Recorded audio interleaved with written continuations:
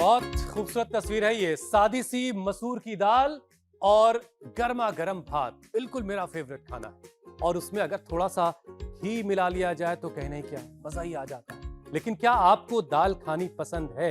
अगर हाँ तो बहुत अच्छी बात है, और अगर नहीं है तो आज से ही स्वाद ना सही इसे दवा समझकर अपने खाने में जरूर शामिल कर लीजिए, क्योंकि दाल सर्वगुण संपन्न डिश है जो आपको कई तरह की बीमारियों से बचा सकती है। हुसैन, दाल में प्रोटीन होता है ये तो पता है, लेकिन वो बीमारियों से कैसे बचाएगी? ईशा देखिए, प्रोटीन के अलावा दाल में और बहुत सारे गुण होते हैं। जैसे अरहर की दाल हाई बीपी वालों के लिए वरदान कही जाती है। ये ब्लड वेसल्स को रिलैक्स करके खून की सप्लाई को बेहतर बनाती है। अगर पेट खराब है तो पीली मूंग की दाल खाइए। ये गट फ्रेंडली है और आसानी से हजम भी हो जाती है। और हरी मूंग की दाल में मौजूद सॉल्युबल फाइबर और एंटीऑक्सीडेंट शरीर से टॉक्सिन्स बाहर निकालने में मदद भी करते हैं। मेरी तो चना दाल देखिए फेवरेट है, उसमें भी फायदे आप बताइए। देखिए, हाई ब्लड शुगर वालों को चने की दाल खूब खानी चाहिए भाई, क्योंकि इसमें मौजूद है फाइबर। शुगर क्रेविंग को ये कंट्रोल में रखता है। और हुसैन, सिर्फ इतना ही नहीं, न्यूट्रिएंट्स सीक्वेंसिंग का भी पता होना चाहिए। न्यूट्रिएंट सीक्वेंसिंग, अब ये क्या चीज है? देखिए, इसका मतलब है खाने का सही तरीका, यानी पहले क्या खाया जाए, बाद में क्या खाएं। चलो ये भी आप सब लोगों को मैं बता देता हूं। देखिए, खाने में सबसे पहले फाइबर लीजिए, यानी सलाद, हरी सब्जी, क्योंकि इनमें मौजूद फाइबर शुगर स्पाइक को रोकता है। और हुसैन, उसके बाद प्रोटीन ले, दाल पनीर जो हार्मोन्स बैलेंस रखेंगे। फिर लास्ट में कार्बोहाइड्रेट्स ले। खाना खाने का ये सीक्वेंस शरीर में कार्ब से मिलने वाली एनर्जी को कंज्यूम करने में मदद करता है। और सबसे जरूरी है माइंडफुल ईटिंग, यानी आराम आराम से खाइए, चबा चबा के खाइए।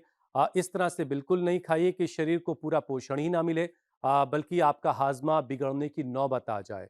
और ना ही पाचन से जुड़ी कोई बीमारी आपको हो, मतलब चबा चबा के खाइए। दांतों का काम आंतों से बिल्कुल नहीं लेना है। स्वामी जी प्रणाम, बहुत बहुत स्वागत प्रणाम है स्वामी आपका। जी, बहुत बहुत स्वागत है आपका। सुप्रभात। स्वामी जी, दाल पे काफी ज्ञान दे दिया हम लोगों ने, बाकी आपके हवाले।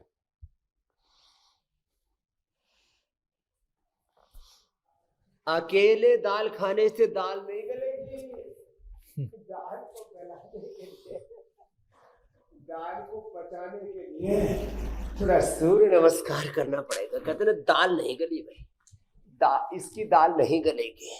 तो भाई, दाल को गलाने के लिए, दाल को पचाने के लिए थोड़ा सूर्य नमस्कार करना पड़ेगा। तो रोज कम से कम 10 बार सूर्य नमस्कार करें। कम से कम 10-10 दंड बैठक से शुरू करके कोशिश करें कि 100 तक पहुंच जाए। एक तो ये है।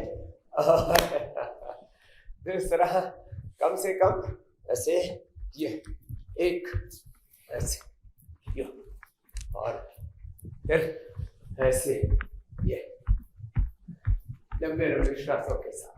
तो इससे पूरा वार्म अप हो जाते हैं। फिर ये साधारण बैठक ऐसे, जो 10-20 बार ऐसे ये, और फिर ये कम से कम 10-10 बार साधारण दंड ऐसे। एक बार तो पूरा पसीना बहा लेना चाहिए, एक। और दूसरा ये ऐसे, और ये ऐसे। यो यो। ये बात तो स्वामी जी ठीक है कि दाल अकेले खाएंगे तो आपकी दाल सेहत वाली नहीं गलेगी। उसके साथ योग का जो है हंटर चलना चाहिए और खूब पसीना भी निकलना चाहिए, तब जाके मजा आएगा, आनंद आएगा। अच्छा स्वामी जी, देखिए, WHO कहता है कि दुनिया की करीब 40% आबादी कभी ना कभी अपनी जिंदगी में पाचन की परेशानी से जरूर जूझती है। लेकिन प्लेट में दाल जैसी प्रोटीन रिच चीजें इस समस्या को घटा सकती हैं, कम कर सकती हैं। फिर भी लोग पता नहीं क्या कैसी कैसी चीजें खा रहे हैं। तो स्वामी जी, दाल को आपने, मतलब मैं तो जानता हूं कि हर घर में दाल बनती है, लेकिन हो सकता है बहुत सारे लोग ऐसे हो जो दाल ना खाते हो, तो उनके लिए स्वामी जी आपकी बात जरूरी है।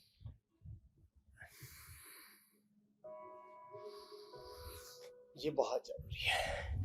आपने जैसे कहा, हमारे यहाँ तो भोजन दाल रोटी सब्जी। दाल पहले, रोटी बीच में, फिर सब्जी, दाल रोटी सब्जी। ये भोजन का एक जो पर्याय है वो दाल रोटी सब्जी है।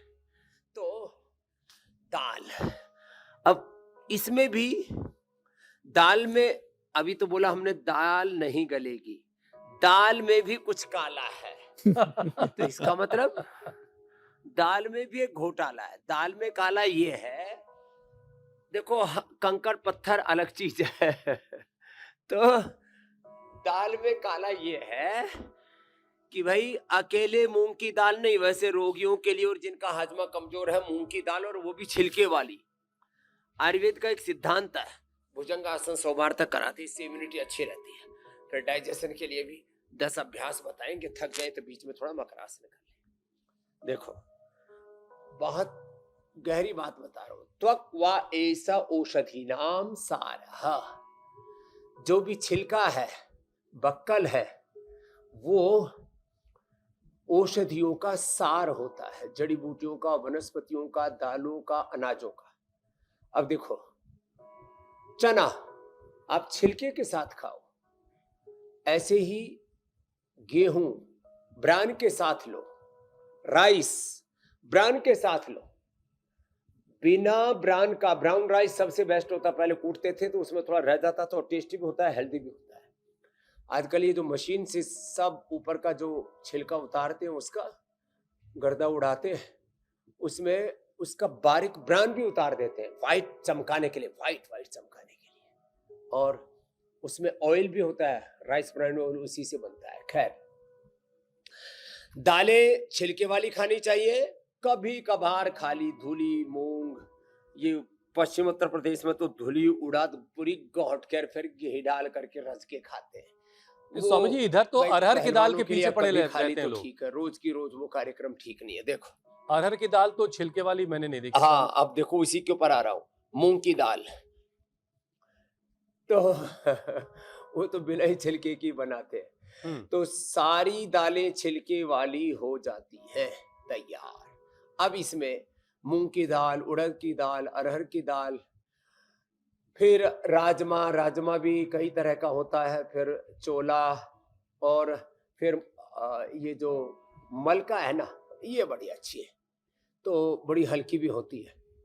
फिर दाल, अब मखनी, अब वो तो टेस्ट के अकॉर्डिंग लोग बना लेते हैं, लेकिन चने की दाल दोनों ही होती है। वैसे हम पहले गांव में खाते थे तो छिलके वाली चने की दाल खाते थे, बड़ी टेस्टी होती थी, और लौकी के साथ तो और टेस्ट उसका बढ़ जाता था। खैर, तो दालें अलग अलग खानी चाहिए, केवल एक तरह की दाल नहीं। अब इसके साथ और भी बात बोल देता हूँ, अलग अलग दालें, कम से कम 5-7 तरह की दालें आपके घर में आनी चाहिए, कम से कम 5-7 तरह के तेल। सबसे अच्छा तिल का तेल, सरसों का तेल, फिर नारियल का तेल, मूंगफली का तेल, और कॉटन सीड ऑयल, फिर सनफ्लावर, और अलग अलग रेसिपी के अकॉर्डिंग फिर थोड़े दूसरे तेल भी कभी कभार खा सकते हैं। कम से कम 5-7 तरह के तेल, कम से कम 5-7 तरह की दालें, 5-7 तरह के अनाज, रागी, जवार, बाजरा, मकई, चोलाई, सिंघाड़ा, कुट्टू, कोदो, अलग अलग तरह के अनाज। और इसमें भी केवल गेहूं, केवल चावल नहीं, गेहूं से ज्यादा हेल्दी है जौ। पूजा पाठ से लेकर के सब जगह हमारे यहाँ उसका ज्यादा उपयोग होता था। तो हजम करने के लिए पहले ये दंड लगाएंगे, दंड बैठक लगाएंगे, और बाद में फिर ये मंडूका। चलिए स्वामी जी, दालों की महिमा में थोड़े से और आगे बढ़ते हैं। अब अलग अलग तरह की दालें, अलग अलग तरह के तेल, अलग अलग तरह के अनाज, अलग अलग तरह की शाक सब्जियां, अलग अलग तरह की थोड़ी एक्सरसाइज, अलग अलग तरह के, ये सब इतने प्रकृति में परमेश्वर ने जो रंग भरे, डिफरेंट एस्पेक्ट्स हैं, अलग अलग पहलू हैं हमारे आहार के, और हमारे जीवन के भी जो अलग अलग रंग है, वो जीवन में खुशियां लाते हैं, उससे स्वास्थ्य, सुख, शांति तो मिलती है। जी मेरे भाई, मतलब ये हुआ कि किसी एक दाल के पीछे नहीं पड़ जाना है, सारी दालें जो है हफ्ते में अलग अलग दिन खाइए और सबका मजा लीजिए, सब में जो चीजें हैं, खूबियां हैं, वो आपको मिलेंगी। स्वामी जी, आईसीएमआर की स्टडी कहती है अलग अलग प्रकार के पोषण मिलेंगे जी उनके। जी स्वामी जी, आईसीएमआर की स्टडी ये कहती है कि भारत में हर तीसरे व्यक्ति को गैस, एसिडिटी या बदहजमी की शिकायत रहती है। तो क्या माइंडफुल ईटिंग के जरिए और एक अच्छे खान पान के जरिए इन सारी चीजों को खत्म किया जा सकता है?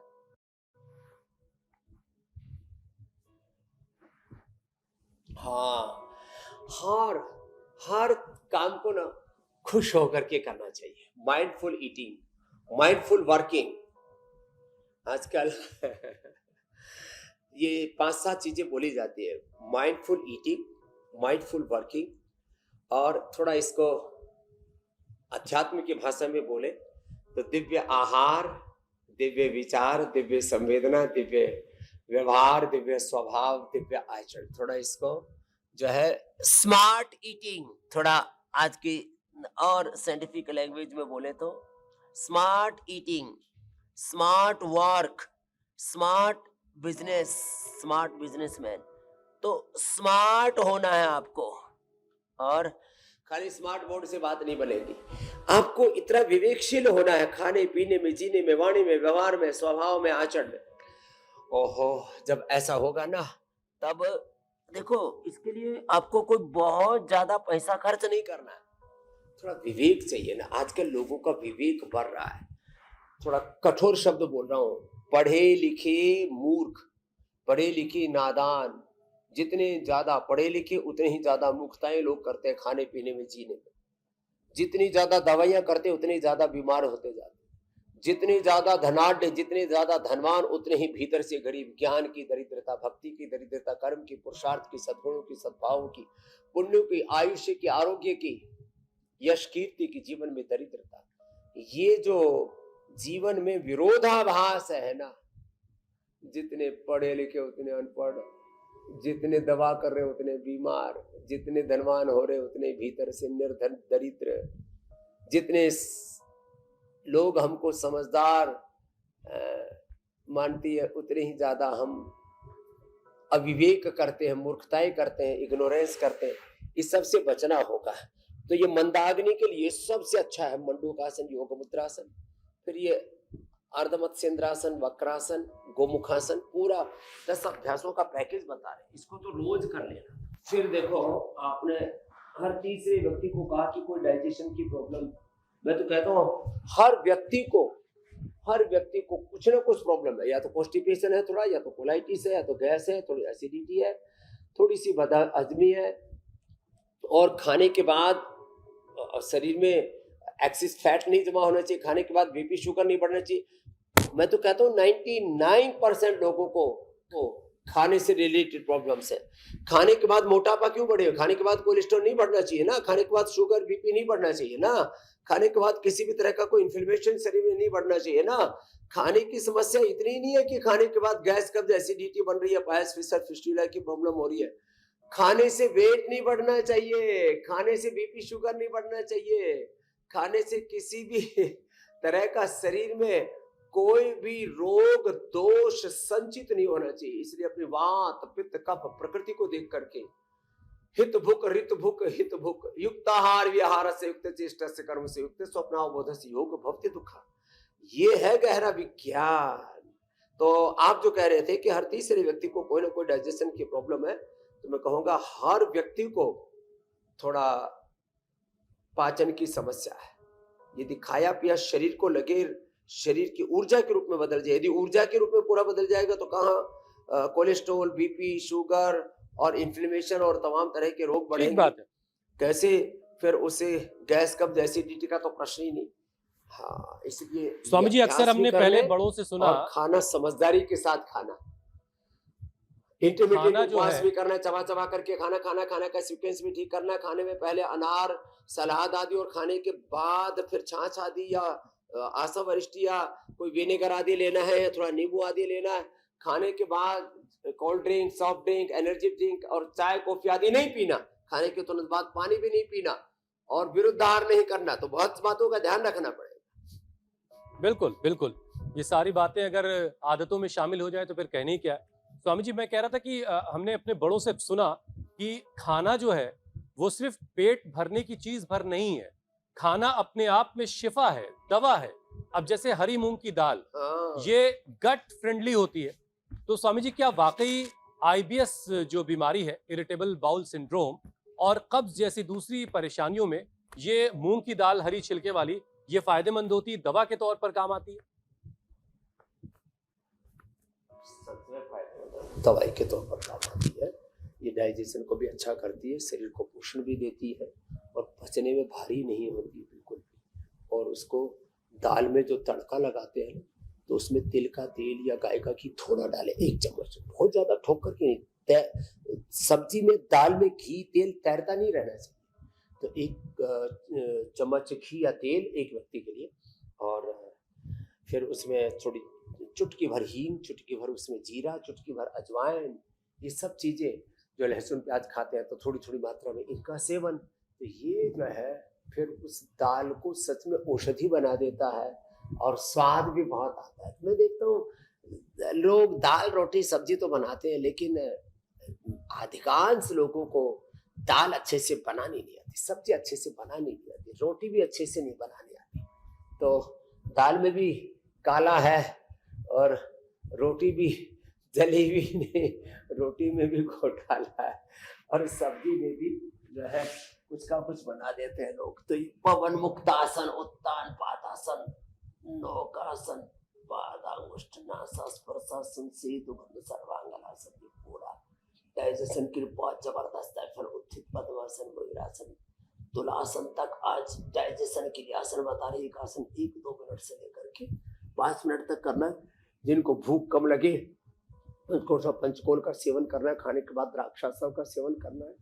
जिनका डाइजेशन पुअर हो उनको खाने के बाद वज्रासन में बैठना है। पावन मुक्तासन, उत्तान पादासन, एक आसन 1-2 मिनट लगातार करना है। उस समय यदि हो सके तो सहज श्वसन या कपालभाति, ये एक अभ्यास ना 1-2 5-5 मिनट ऐसे करना है। ऐसे ये हमको तो करके ही अच्छा लगा। कड़ाके की भूख भी लग गई है पेट में, ओहो पुकार हो रही है। चूहे नहीं कूद रहे, चूहे अपने खाते नहीं तो चूहे कहां से कूदेंगे। हाँ, हम मुसाहारी नहीं है। अब मुसाहारी एक वर्ग विशेष भी होता है, तो पेट में चूहे क्यों कूदते हैं हमको आज तक समझ में नहीं आया। चूहा खा भी लिया तो जिंदा थोड़ी खाते जो अंदर कूदेगा। तो मतलब वो शायद पेट फुदक करके चूहे की तरह कह रहा है कि कुछ लाओ लाओ, तो ऐसे तो ये अच्छा स्वामी जी, चलिए मूंग की दाल की खूबी तो हो गई, एक दिन उसके ऊपर भी प्रोग्राम रखेंगे। ये ऐसे लंबे लंबे श्वासों के साथ सर्वांगासन, हलासन डाइजेशन के लिए बहुत ही जबरदस्त है। एक आसन 1-2 मिनट, फिर जो है ये उत्थित पद्मासन, ऐसे मयूरासन और तुलासन, इससे तो सुपर डाइजेशन हो जाएगा। स्वामी जी ये वाला आसन सारा हो गया, उत्थित पद्मासन, तुलासन, अच्छा मयूरासन, तब तो सारी दालें एक ही दिन में लोग खा जाएंगे। लिवोग्रिट और लिवामृत जी मेरे भाई है। इसमें तो फिर इतनी भूख लगती है जैसा कि आप बताते हैं। तो सच में बहुत भूख लगती है। उत्थित पद्मासन 1-2 मिनट करके देखना, कड़ाके की भूख लगती है, भूख पूरी आंतें जो है ना खुल जाती है एक तरह से इसमें, ये भी और ये भी दोनों ही ऐसे। अच्छा स्वामी जी, अब जरा अरहर पे आते हैं। अरहर की दाल जो है ये बड़ी पसंद की जाती है मैदानी इलाकों में, और कहा जाता है कि ये हाई बीपी वालों के लिए वरदान है। क्या योगासन और सही खान पान मिल करके इनका अगर सही कॉम्बो बना लिया जाए तो ब्लड प्रेशर और पाचन दोनों को संतुलित किया जा सकता है, बैलेंस किया जा सकता है?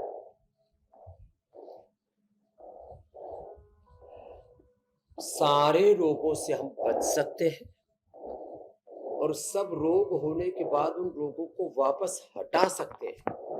ये कैपेबिलिटी है आहार में। तो मात्र प्रोटीन ही नहीं, पूरे टोटल डाइजेशन के लिए बहुत, और फिर पोषण के लिए पूरे पोषण के लिए। तो जैसे आपने ब्लड प्रेशर के लिए बताया, तो ब्लड प्रेशर के लिए कोई भी दाल ले, बस थोड़ा राजमा आदि थोड़ा सा भारी हो जाते हैं, छोले आदि, तो सभी दालें पतली बनाए। कुछ लोग दाल को इतनी गाढ़ी बना देते हैं, खास करके पश्चिम उत्तर प्रदेश में और पंजाबी परिवारों में, खास करके पंजाब प्रांत में और पंजाबी परिवारों में गाढ़ी दाल खाने की रिवाज है। अग्रवाल फैमिलीज में और बाकी सारे देश में मैं घूमा हूं, ज्यादातर लोग पतली ही दाल बनाते हैं, तो दाल पतली होनी चाहिए। हाँ, बाकी ब्लड प्रेशर में ये अनुलोम विलोम,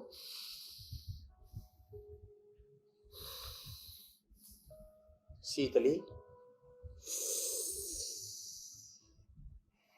शीतकारी और चंद्रभेदी, बाएं से लिया, थोड़ा सहज रोका, दाएं से छोड़, बाएं से लिया। अच्छा स्वामी जी, दालों में आपकी पहली पसंद कौन सी दाल है? और ब्राह्मरूद की थी।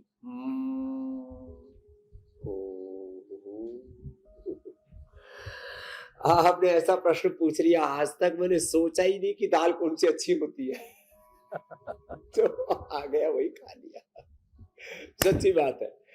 कुछ लोग कहते हैं हमको अरहर की दाल बहुत अच्छी लगती है, कुछ लोग कहते हैं हमको मूंग की, कुछ मलका की, कुछ की छोला, सभी कुछ अच्छा लगता है। सभी दालें, सभी प्रकार के अनाज, सभी प्रकार की सब्जियां और सभी प्रकार के फल, सभी प्रकार के फ्रूट्स, ड्राई फ्रूट्स, नट्स, तो बस सीमित मात्रा में, ये खास बात है, मात्रा कम और संतुलित, बस। तो इसलिए ऐसा मैं चाहता हूँ सबकी आदत बन जाए। नहीं स्वामी जी, फिर भी थोड़ा सा किसी भी प्रकार का जैसे दिमाग फलों में आम को फलों का राजा कहते हैं स्वामी जी, वैसे ही दालों में कौन है आपकी नजर में बेहतर, ये बता दीजिए। अच्छा, इसमें मैं कुछ कहना चाह रहा हूँ स्वामी जी, अगर आपको सही लगे तो आप बताइएगा कि सही है कि नहीं। आरोग्य की दृष्टि से जी स्वामी जी, मैं कहना चाह रहा था कि मिक्स दाल, क्योंकि आप तो हर दाल खाते हैं, तो मुझे लगता है मिक्स दाल सबसे अच्छा होगा विकल्प। अजमेर आओ मिक्स में तो फिर कुछ चॉइस रही नहीं ना, सब आ गई। लेकिन देखो, मैं रोगियों के लिए मूंग की दाल छिलके वाली, और पहलवानों के लिए उड़द की दाल, राजमा, और ये जोरदार है उनके लिए। बाकी सब अरहर आदि की दाल, ये सब अच्छी है। और जिनका डाइजेशन पुअर है उनके लिए मलका की दाल बेस्ट होती है। ठीक है स्वामी जी, सारी दालों के अपने अपने फायदे हैं। आप कोशिश कीजिए कि सोमवार से लेकर के रविवार तक का एक रोस्टर बनाइए और अलग अलग दिन अलग अलग दालों के नाम कर दीजिए, फिर सारी दालों के फायदे आपको मिलेंगे। ठीक है ना स्वामी जी? एकदम ठीक कहा। और पचाने के लिए रोज योगाभ्यास कीजिए, उसमें प्राणायाम भी, भस्त्रिका भी, कपालभाति, वायु प्राणायाम भी।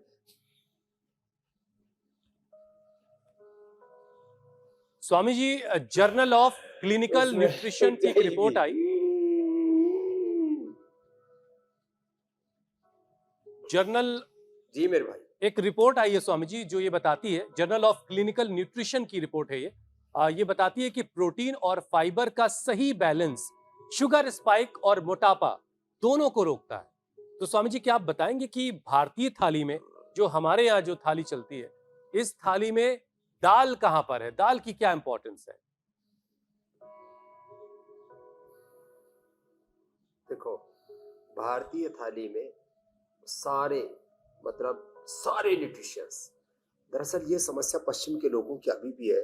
अब उनके यहाँ तो गिने चुने ही व्यंजन है, वही जो है डबल रोटी बोलो, ब्रेड बोलो, उसको कुछ भी करके, और फिर उसी के साथ जो है आसपास में बर्गर, पिज्जा, सब कुछ उसी में सिमट जाता। तो ये उनके लिए समस्या। भारतीय थाली में रिच फाइबर है, रिच प्रोटीन है, रिच मिनरल्स है, रिच न्यूट्रिशंस, माइक्रोन्यूट्रिएंट्स है, सब कुछ उसमें, vitamin D, B12, calcium, iron, omega, सारे के सारे शरीर के लिए जो पोषक तत्व चाहिए, कोलेजन चाहिए, सब कुछ आ जाता है। तो हमारे यहाँ 6 ऋतुओं में जो अलग अलग प्रकार के आहारों की व्यवस्था है उसमें सब कुछ आ गया। सामान्य रूप से मोटा खाओ, मोटा पहनो और खुश रहो और अति सर्वत्र वर्जित, बैलेंस। और फिर भी थोड़ा मोटापा आ जाए, मोटा तो खाना है मोटापा लेकिन के मोटा पास होना अभ्यास नहीं है। एक स्थित कोण से हाँ, ये आपने एकदम ठीक कहा। मोटा खाना है और वो मोटापा को कम करता है। मोटा खाना जो है वो हमारे डाइजेशन को, हमारे मेटाबॉलिज्म को, हमारे लाइपोलाइसिस को, एपोप्टोसिस को, ऑटोफेजी माइटोफेजी को अच्छा रखता है, हमारे पाचन को अच्छा रखता है। इसलिए मोटा खाना है। और मोटापा के लिए ये 2 और ये लेट करके 3 अभ्यास। और देखो आज पीछे ये हमारी ये जिसाला पर कलश जाने वाला था, आज यही आ गया। ये भी शोभायमान हो रहा है और ये गीतोपदेश भी शोभायमान हो रहा है। ऐसे ही सब स्वस्थ, सुंदर, श्रवण, आकर्षक व्यक्तित्व वाले बनेंगे। अभ्यास कर लेना। जो दोनों से न कर पाए वो एक एक से कर लेना। अर्धहलासन, पाद वृत्तासन, द्विचक्रिकासन, ऐसे। स्वामी जी, भारत में हर साल करीब 2 करोड़ लोग पाइल्स और कब्ज जैसी बीमारियों का इलाज करवाते हैं। 2 करोड़ लोग। तो स्वामी जी, क्या योग, प्राणायाम और दाल जैसी फाइबर वाली डाइट इसका स्थायी समाधान नहीं हो सकता है? इतने बीमार क्यों हो रहे हैं पाइल्स और कब्ज के? हाँ एकदम। अरे साहब, ये जो इलाज करा रहे हैं वो छोड़िए। ये जो है, जो इलाज नहीं भी करा रहे, जरा उनकी भी बात कर लीजिए। जी। हर दूसरे तीसरे व्यक्ति को थोड़ी बहुत कब्ज रहती है। और जो भयंकर कब्ज वाले लोग हैं वो तो बड़े खतरनाक है। वो 2-2, 3-3 दिन में जाने वाले लोग हैं ऐसे। और एक तो बड़े विचित्र रोगियों को मैंने कुछ को देखा, बोले स्वामी जी ये तो 10-10 दिन नहीं 30-30 दिन हो जाते हैं, निकलता ही नहीं मल। ऐसे भी रोगी मैं करीब 4-5 देख चुका हूँ। 30-30 दिन टॉयलेट नहीं होता। खैर वो तो अपवाद है, लेकिन ये जो कॉन्स्टिपेशन वाले रोगी है ना, उनके लिए मैं आज 3 छोटे-छोटे उपाय बताता हूँ। आजकल नाशपाती बहुत हो रही है। नाशपाती है, अनार, पपीता, सेब, जितने भी ये फ्रूट्स है ना, इसमें सबसे अच्छा कब्ज के लिए नाशपाती, फिर पपीता, फिर सेब आदि। ये तो है ही अच्छा। फिर चबा चबा करके खाना खाना। शाम को त्रिफला चूर्ण ले लेना। ज्यादा ही कब्ज है तो थोड़ा हरित की एक्स्ट्रा उसमें थोड़ा मिला सकते हैं, 1-2 ग्राम। या हरित की चूर्ण भी ले सकते हैं। जितने बाजार में चूर्ण बिक रहे हैं ना कब्ज के नाम पर, इनमें 3 चीजें बड़ी खतरनाक है। एक तो जमाल कोटा, एक नमक और एक सनाई पत्ती। ये आपकी आंतों को खराब कर देते हैं और लंबे समय तक लिया हुआ ज्यादा नमक ब्लड प्रेशर को बढ़ाएगा और आपको किडनी फेलियर की ओर लेकर के जाएगा। इनसे बचें। तो त्रिफला और हरित की निर्दोष है। और बहुत ही कब्ज हो तो एक शुद्धि चूर्ण हमने तैयार किया, उसका तो अप्रतिम फार्मूला है। उसमें ये सबको एक भी रत्ती भर भी कोई हानिकारक द्रव्य नहीं है। बाजार में बिकने वाले कब्ज के नाम पर जो आयुर्वेदिक चूर्ण है, इनसे बचे। जो सौम्य लैक्जेटिव के रूप में ना आयुर्वेद में, वो है सौंफ। सौंफ, मुलैठी और गुलाब की पंखुड़ियां, इनको उबाल करके को पीता है तो धीरे धीरे आंतें मजबूत हो जाएंगी और मल जो आंतों से चिपकने वाली जो प्रक्रिया वो बंद हो जाएगी। कभी कभी सप्ताह में 1 बार अरेड तेल ले सकते हैं। वैसे जो साल में 1 बार संप्रक्षालन कर ले, कोलोन थेरापी या बस्ती ले ले 7 दिन में या महीने भर में, तो कब्ज परमानेंट ठीक हो जाता है। और रही बात पायस फिसर फिस्टुला के लिए, त्रिफला और उसमें नीम के पत्ते, नीम की निमोली और बकायन मिला करके ये 5 चीजें हो जाती है। हरड़, बहेड़ा, आंवला, बकायन फल और नीम फल, और नीम के पत्ते भी थोड़े डाल दे उसमें। तो ये 1-1 चम्मच खा ले तो बवासीर खत्म। रेडीमेड में आर्सोग्रीट है, 100% सोल्यूशन है। और उसमें थोड़ा एलोवेरा जेल लगा लेते हैं जहां पायल्स के बहुत ज्यादा होते हैं प्रॉब्लम। जात्यादि तेल, जात्यादि घृत, वो भी लगाया जा सकता है। तो ये छोटी छोटी बातें लोगों को पता नहीं होती और लोग ऐसे ही तड़पते रहते हैं। कब्ज में और उससे अपना शरीर खराब कर लेते हैं। अब वैसे तो मंडूकासन करने से एक बात और बताता हूँ, स्वामी जी एक चीज सुबह और, उठ करके थोड़ा तेज गर्म पानी पिए और यदि आंवला एलोवेरा गिलोय गोदन हर पी लिया, पेट का ऐसा बढ़िया सफाई होता है, पिया और पेट बढ़िया साफ।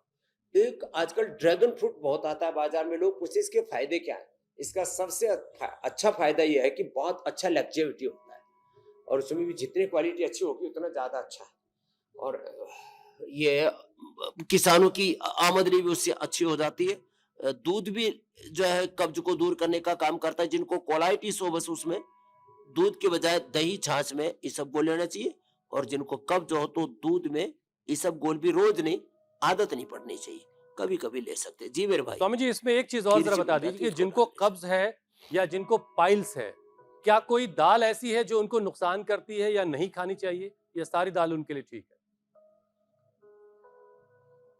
ना दाल सभी खा सकते हैं, बस उसमें जो मिर्ची मसाला जो डालते हैं ना वो कम डालना है।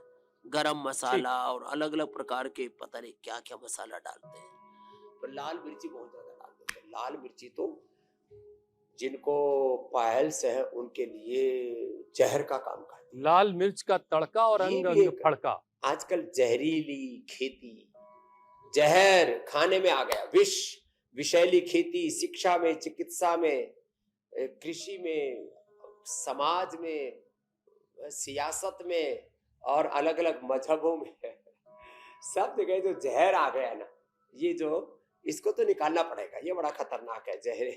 जहरीली जो पूरी व्यवस्था बन गई है, अब इसकी बजाय हम योग आयुर्वेद का योग आयुर्वेद अमृता नाम ऐसा कहा है आयुर्वेद के शास्त्र मेरे भाई हुसैन जी। स्वामी जी हाल के वक्त में एक स्टडी आई जो ये बताती है कि फूड ऑर्डरिंग एप्स की वजह से फास्ट फूड का जो इस्तेमाल है वो 35% तक बढ़ गया। तो क्या यही बदलती हुई लाइफस्टाइल हमारे हाजमे की सबसे बड़ी दुश्मन बन गई है? घर बैठे खाना बनाना नहीं है, फोन पे गए और ऑर्डर कर दिया, खाना चला आया। क्या यही सब कुछ बिगाड़ रही है क्या? ये बहुत बुरी आदत हो गई लोगों में और आजकल ये जो क्विक कॉमर्स है ना, इसने तो पूरा भट्ठा बैठा दिया। मतलब गांव की भाषा में बोले तो रास्ता हो रखा है, पूरी लोगों की जिंदगी एक तरह से नर्क बन गई। तो भाई ये जो घर बैठे बैठे अलग अलग जो क्विक कॉमर्स साइट है वहां से फिर आप अलग अलग लोगों ने रेस्टोरेंट खोल रखे। देखो भाई जितने भी रेस्टोरेंट हैं आप कहेंगे जी उनका स्वाद ज्यादा क्यों आता है, वो ऐसे अजीनोमोटो जैसे और कुछ ऐसे टेस्ट इनहेंसर, ऐसे फ्रेग्रेंस, ऐसे फ्लेवर मिलाते हैं जो सच में आपके लिए हेल्दी नहीं होते। ऐसे कलर्स भी मिलाते हैं, तो ये अलग अलग हानिकारक कलर, अलग अलग हानिकारक फ्रेग्रेंस, फ्लेवर, ये सब खतरनाक जो रासायनिक चीजें उनसे बचे, सीधा सादा खाना खाएं और जैसा खाएंगे वैसे ही स्वाद आने लग जाएगा। भाई हमें तो सादा खाने में स्वाद आता है, हमको मिर्ची मसाला और अलग अलग प्रकार का खाना खिला दो तो हमको तो मतलब खाना तो बहुत दूर की बात रही, उसको देख करके मन खराब हो जाता है। इसलिए जितना ज्यादा सादा खाना खाएंगे, सादा जीवन जिएंगे, इसलिए हमारे यहाँ कहा था सादा खाना पीना, सादा जीवन, उच्च विचार, उच्च चरित्र, उच्च आचरण, इसके ऊपर हमें फोकस करना चाहिए। जीवन में हमारी जो प्रायोरिटीज है ना, उसमें फूड जो है उसमें स्वाद आता है, उससे सेहत मिलती है, उससे हमारी इम्यूनिटी अच्छी रहती है, सब कुछ ठीक है, लेकिन खाना जिंदगी का अंतिम मकसद नहीं होना चाहिए, छोटा सा मकसद होना चाहिए। उसको लोग कुछ ज्यादा ही एंजॉय कुछ करने लोग लग खाने जाते के हैं लिए ही जीते हैं। और एंजॉय तो कहाँ करते हैं पता नहीं, इतनी तेजी तेजी से खा करके और हाँ खाने के लिए जीते और यहाँ कंठ तक भर लेते और कुछ तो जाकर के फिर घर में उल्टी करते। ये बड़ा खतरनाक मामला है ना, ये अन्न का अपमान है। अन्नम ब्रह्मेति वे जाना, अन्नम न परिचिक्षित, अन्नम बहु कुर्वीत, अन्नम न निंद्यात्, एतत् व्रतम। हमारे यहाँ पर इनको व्रत का, महाव्रत का है। स्वामी जी न्यूट्रिएंट सीक्वेंसिंग यानी खाने का सही क्रम, पहले फाइबर, फिर प्रोटीन और आखिर में कार्ब्स, तो क्या आयुर्वेद और योग में भी इसी सिद्धांत को फॉलो किया जाता है?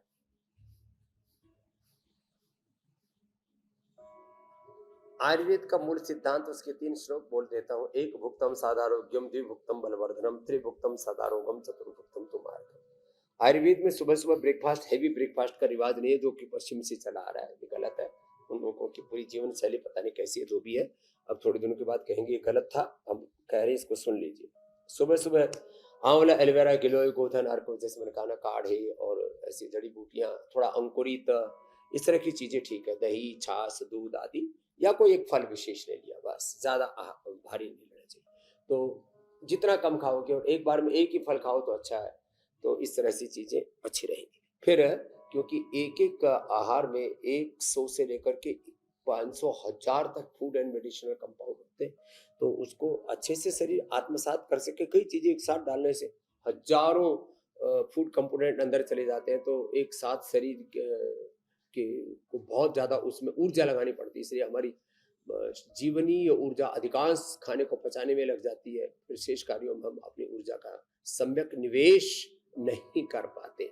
तो देखो, अब अगली बात, तो इंटरमीडिएट उपवास के साथ 14 से 16 घंटे का खाने में अंतर, और 8-9 बजे से लेकर के 12 बजे तक जैसे जिसकी अनुकूलता है ऑफिस में जाने की, तो भाई वो अपना जो रात को 11-12 बजे लौटते हैं, तो भाई 12 बजे खाना खा करके सुबह योगाभ्यास आदि करके थोड़ा जूस आदि फ्रूट्स आदि ले लिया, 12 बजे खा के चले गए, और बस एक ही बार खाएं।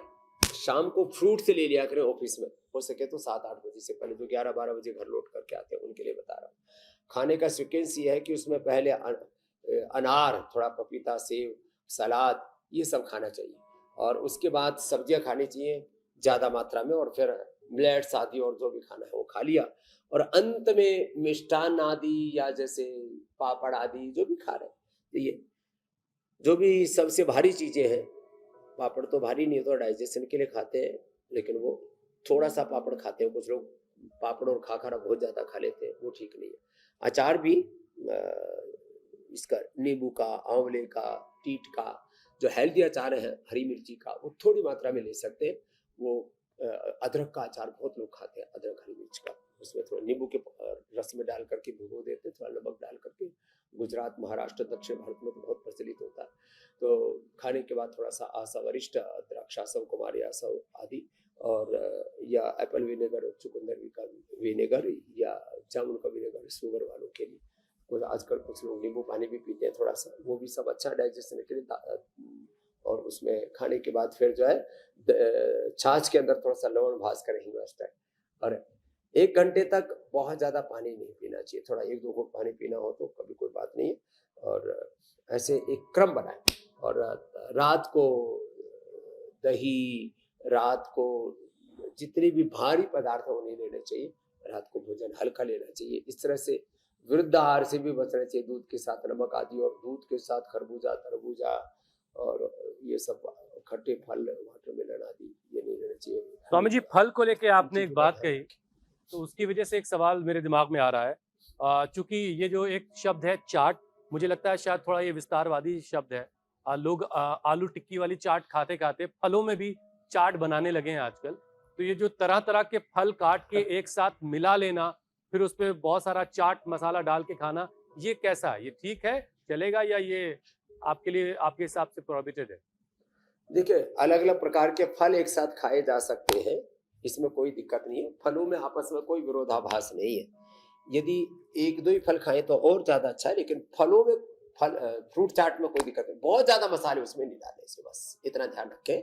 और बाकी जो चाट, टिकिया, ये तो सब देखो, जिनका बहुत अच्छा हजम है वो भी थोड़ी मात्रा में खाया करो। देखो, इंडियन फूड बहुत अच्छा है, दाल रोटी सब्जी ये इंडियन फूड है। फ्रूट्स, वेजिटेबल, साग सब्जियां, ये सब इंडियन फूड है। ये जितना भी तला भुना है ना, ये तो हमारे यहाँ पर विशेष उत्सवों पर, त्योहारों के रूप में, कभी 3 महीने में, 6 महीने में, साल भर में विशेष अवसरों पर ये पदार्थ बनाए जाते थे।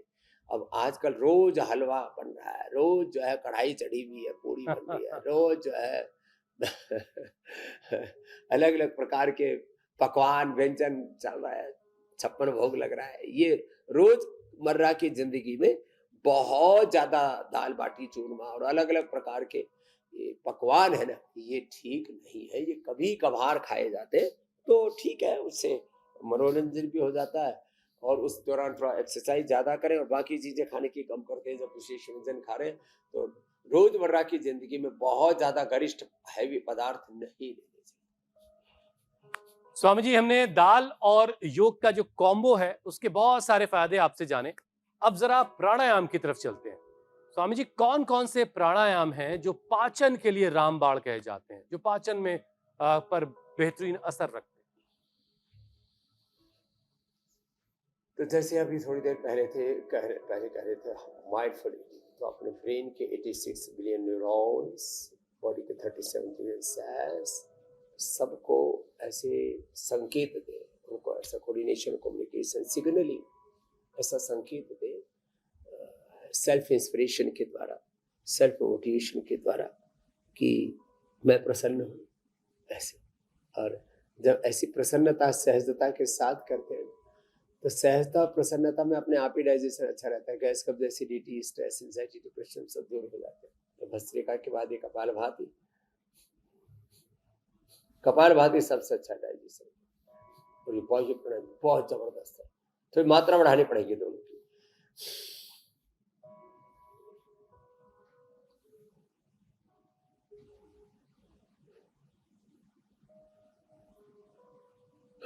तो भाई ये प्राणायाम डाइजेशन के बहुत अच्छा है। इसमें अग्निसार भी अग्नि को बढ़ाती है। सप्तधात्वाग्नि, पंचभूताग्नि, जठराग्नि, प्राणाग्नि, ये हमारी जीवनी अग्नि को, हमारे भीतर की जो पाचन है ना, उसको अच्छा कर देती है। बहुत अच्छा फिर डाइजेशन हो जाता है। तो इसमें कपालभाति, बाह्य प्राणायाम, अग्निसार, इनकी बड़ी भूमिका है पाचन के लिए। बाकी तो सारे प्राणायाम अच्छे, अनुलोम विलोम ब्रेन नर्वस सिस्टम और पूरी जीवनी ऊर्जा को, लाइफ एनर्जी को, काइनेटिक एनर्जी को बैलेंस करने के लिए बहुत जरूरी है।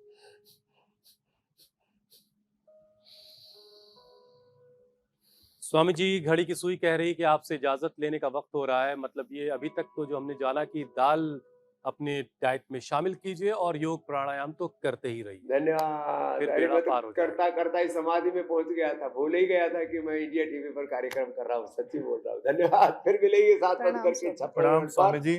तब तक देखते रहिए इंडिया टीवी। बहुत बहुत शुक्रिया स्वामी जी, धन्यवाद।